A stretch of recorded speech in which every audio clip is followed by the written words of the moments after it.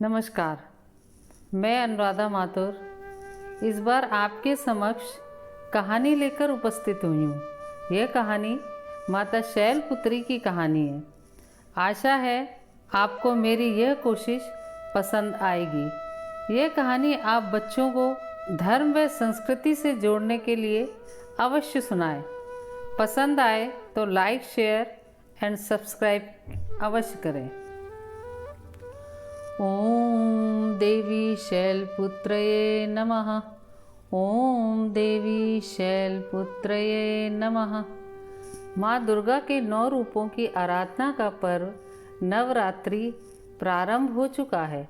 अश्विनी मास के शुक्ल पक्ष की प्रतिपदा तिथि से 9वीं तिथि तक माँ भगवती की उपासना की जाती है।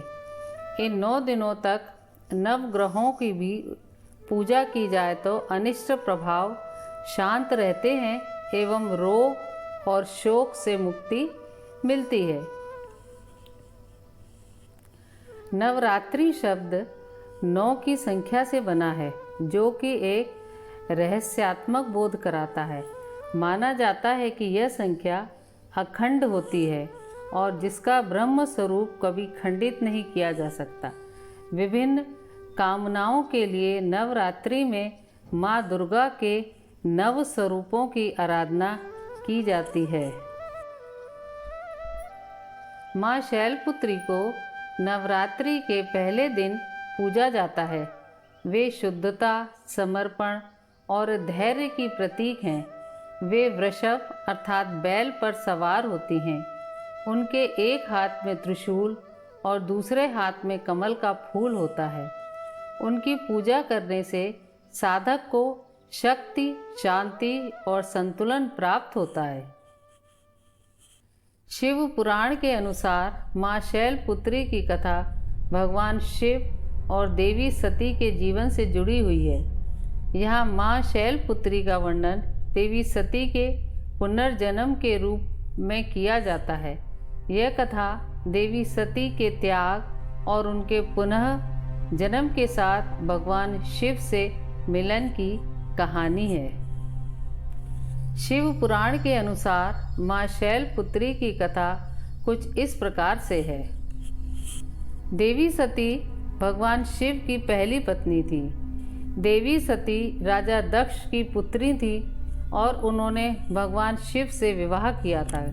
हालांकि प्रजापति दक्ष भगवान शिव को पसंद नहीं करते थे, क्योंकि शिव औपचारिकता, धन संपत्ति और सामाजिक मर्यादाओं का पालन नहीं करते थे।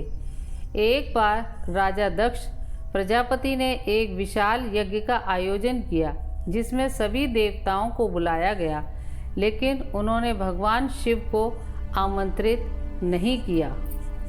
देवी सती ने जब यह सुना तो वे यज्ञ में बिना बुलाए ही पहुंच गईं और अपने पिता से भगवान शिव को आमंत्रित न करने का कारण पूछा।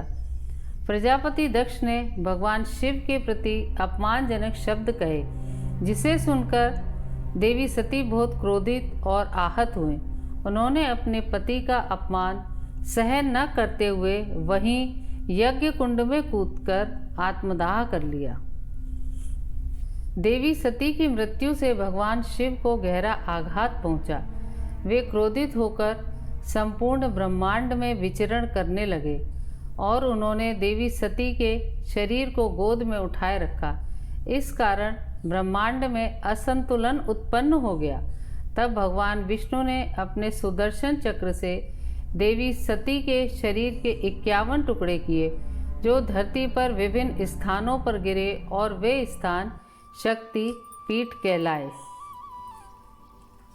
देवी सती ने अपने अगले जन्म में पार्वती के रूप में पुनर्जन्म लिया। वे हिमालय पर्वत के राजा हिमावन और रानी मैना की पुत्री के रूप में जन्मी थी, इसलिए उनका नाम शैलपुत्री पड़ा। शैलपुत्री का जन्म इसी उद्देश्य से हुआ था कि वे भगवान शिव से पुनः विवाह कर सकें और उनका आध्यात्मिक मार्ग फिर से आगे बढ़ सके। शैलपुत्री ने भगवान शिव को पति रूप में प्राप्त करने के लिए कठोर तपस्या की। उनकी तपस्या और भक्ति के परिणाम स्वरूप भगवान शिव ने उन्हें स्वीकार किया और दोनों का पुनः विवाह हुआ। इस प्रकार माँ शैलपुत्री के रूप में सती ने फिर से भगवान शिव से मिलन किया और देवताओं के कल्याण के लिए अपना दायित्व निभाया। या देवी सर्वभूतेषु माँ शैलपुत्री रूपेण संस्थिता नमस्तस्यै नमस्तस्यै नमस्तस्यै नमो नमः।